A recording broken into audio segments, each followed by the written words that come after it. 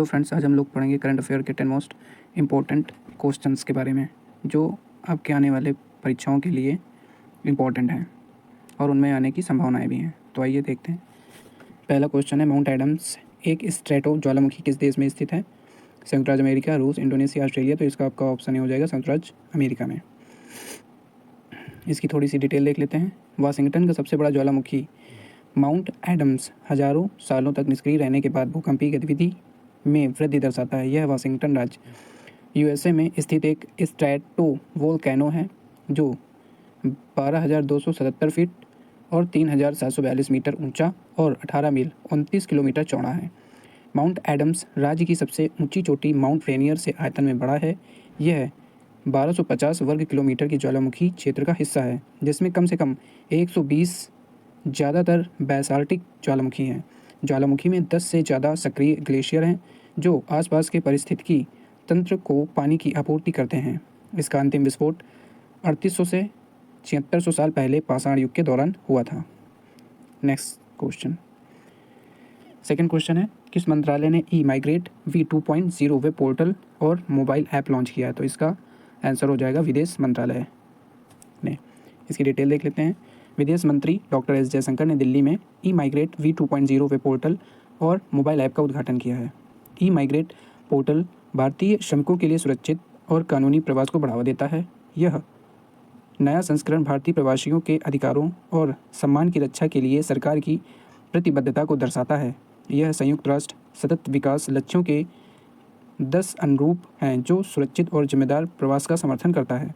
कुशल श्रमिकों की वैश्विक मांग बढ़ रही है और भारत 2015 से प्रवास समझौतों पर बातचीत कर रहा है। पासपोर्ट जारी करने की संख्या लगभग दोगुनी हो गई है और पोर्टल दक्षता में सुधार करता है और प्रवासियों के लिए सामाजिक सुरक्षा प्रदान करता है। नेक्स्ट क्वेश्चन, भारतीय नौसेना द्वारा 2 बहुउद्देशीय पोत MPV परियोजना के तहत लॉन्च किए गए पहले पोत का नाम क्या है? तो ऑप्शन सी समर्थ। इसकी डिटेल देख लेते हैं। भारतीय नौसेना ने हाल ही में L&T शिपयार्ड कटुपल्ली में बहुउद्देशीय पोत MPV परियोजना के पहले पोत समर्थ को लॉन्च किया है। यह पहल भारत के आत्मनिर्भर भारत और मेक इन इंडिया कार्यक्रमों का हिस्सा है जो स्वदेशी जहाज निर्माण को बढ़ावा देता है।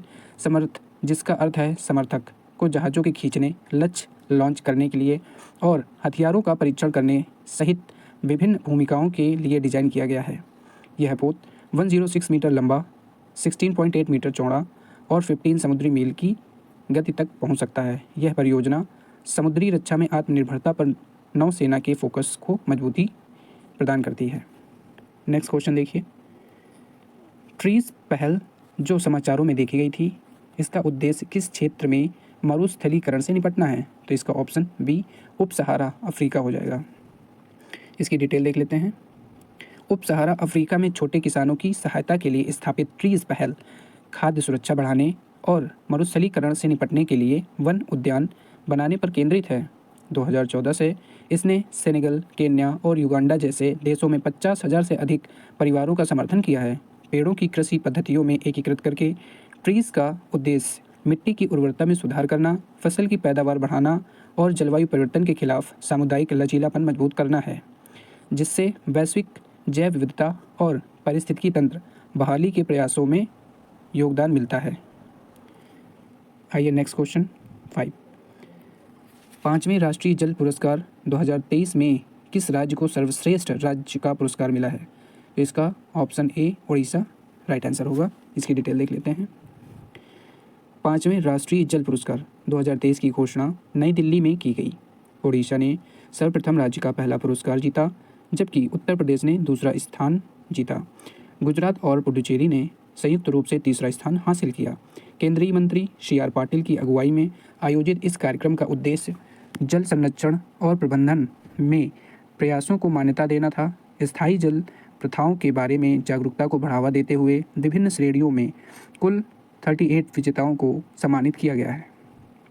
पुरस्कार जल की कमी और स्थिरता से संबंधित चुनौतियों का समाधान करने में प्रभावी जल प्रबंधन के महत्व को रेखांकित करते हैं। आइए नेक्स्ट क्वेश्चन। कोहली से पहले 9,000 टेस्ट रन तक पहुंचने वाले अन्य 3 भारतीय बल्लेबाज कौन हैं? ये आपका मोस्ट इंपॉर्टेंट होगा। पेपर में ये पूछ सकता है आपके। तो इसका ऑप्शन सी सचिन तेंदुलकर, राहुल द्रविड़ और सुनील गावस्कर। विराट कोहली 18 अक्टूबर 2024 को बेंगलुरु के एम चिन्नास्वामी स्टेडियम में न्यूजीलैंड के खिलाफ पहले टेस्ट मैच के दौरान 9000 टेस्ट रन तक पहुंचने वाले चौथे भारतीय क्रिकेटर बन गए हैं। आइए नेक्स्ट क्वेश्चन। अक्टूबर 2024 को दूसरे कार्यकाल के लिए हरियाणा के मुख्यमंत्री के रूप में किसने शपथ ली है? Option A Manohar Lal Khattar, option B Bhupinder Singh Hooda, option C Nayab Singh Saini, option D Dushyant Chautala. तो इसका ऑप्शन सी नायब सिंह सैनी हो जाएगा। नायब सिंह सैनी ने 17 अक्टूबर 2024 को दूसरे काल के लिए हरियाणा के मुख्यमंत्री के रूप में शपथ ली, जिससे राज्य में भारतीय जनता पार्टी भाजपा की लगातार तीसरी सरकार बनी है।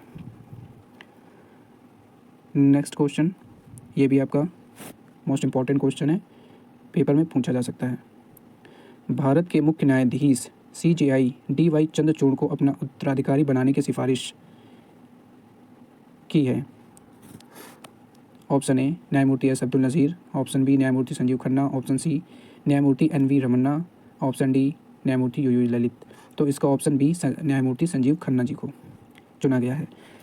भारत के मुख्य न्यायाधीश CJI DY चंद्रचूड़ जी ने अपने उत्तराधिकारी के रूप में सुप्रीम कोर्ट के दूसरे सबसे वरिष्ठ न्यायाधीश न्यायमूर्ति संजीव खन्ना की सिफारिश की है। DY चंद्रचूड़ जी 10 नवंबर को सेवानिवृत्त हो जाएंगे। 11 नवंबर को न्यायमूर्ति संजीव खन्ना जी शपथ ग्रहण करेंगे। नेक्स्ट क्वेश्चन आ जाइए। अल्फ्रेड नोबेल 2024 की स्मृति में अर्थशास्त्र या आर्थिकी विज्ञान में स्वैरिजेस रिक्स बैंक पुरस्कार से किसे सम्मानित किया गया है? Option A Daron Acemoglu, Simon Johnson, James A Robinson, option B Abhijit Banerjee, Esther Duflo, Michael Kremer, option C Paul Romer, William Nordhaus, option D David Card, Joshua Angrist, Guido Imbens. तो इसका option ऐसे ही हो जाएगा। Daron इसमें Acemoglu, Simon Johnson, James A Robinson, इनको मिला है अर्थशास्त्र का नोबेल पुरस्कार। 14 अक्टूबर 2024 को अल्फ्रेड नोबेल की स्मृति में आर्थिक विज्ञान में स्वैरिजेस रिक्स बैंक पुरस्कार डारोन एस मोगलू, साइमन जॉनसन और जेम्स ए रॉबिन्सन को उनके शोध के लिए प्रदान किया गया कि संस्थान कैसे बनते हैं और देश की समृद्धि पर उनका प्रभाव कैसे पड़ता है। आइए आज का अंतिम सवाल। 16 अक्टूबर 2024 को जम्मू और कश्मीर के मुख्यमंत्री के रूप में शपथ किसने ली है? Farooq Abdullah, option B Omar Abdullah, option C Manoj Sinha, option D Akhilesh Yadav. तो इसका ऑप्शन बी हो जाएगा उमर अब्दुल्ला जी ने। उमर अब्दुल्ला 16 अक्टूबर 2024 को जम्मू कश्मीर के मुख्यमंत्री के रूप में शपथ ली। अनुच्छेद 370 को हटाने के बाद 2019 में पुनर्गठित होने के बाद से यह केंद्र शासित प्रदेश में पहली निर्वाचित सरकार है। Thank you friends.